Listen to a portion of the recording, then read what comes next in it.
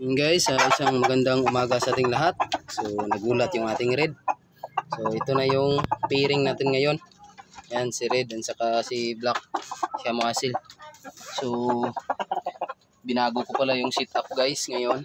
So bali dati dito nakapisto yung pugaran. So parang ayaw niya mangitlog dito. So kasi medyo maliwanag. So try ko dito sa kabilang location. Yan. So dyan siya. Yan. So nilipat ko lang tong kahoy na to na dito nakalagay. So nilagay ko lang dito sa taas. And then para dito siya mangitlog. Yung purpose lang naman natin dito guys is safe yung itlog, and then i-collecta natin bawat araw kung araw-araw siyang mangitlog. Kasi nga hindi talaga may iwasan sa ganitong manok na mabasag yung itlog. So yung ginagawa natin is pinalimliman natin sa native.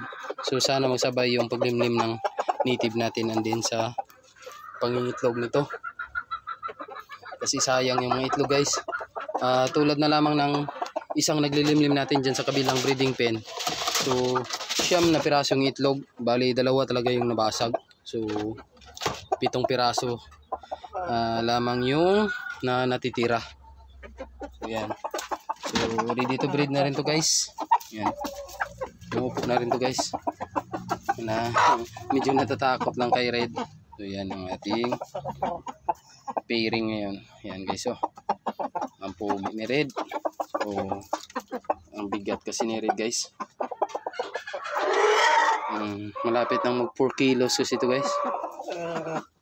Yan, oh. Yan yung Red natin.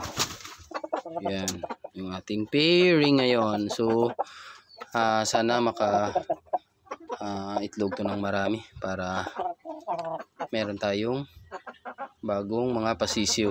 So yun guys, yung purpose natin sa mga sisiw niya na mapoproduce ngayon is for keep lang muna para meron tayong magiging breeder soon na palahi ni Red.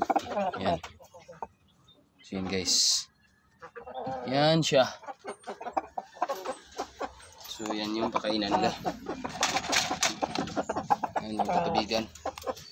Yan yung ating Shamo na Shamo asil na black.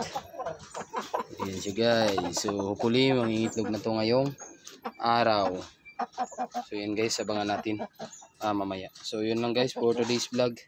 So short vlog lang to. So maraming salamat sa inyo and God bless to everyone.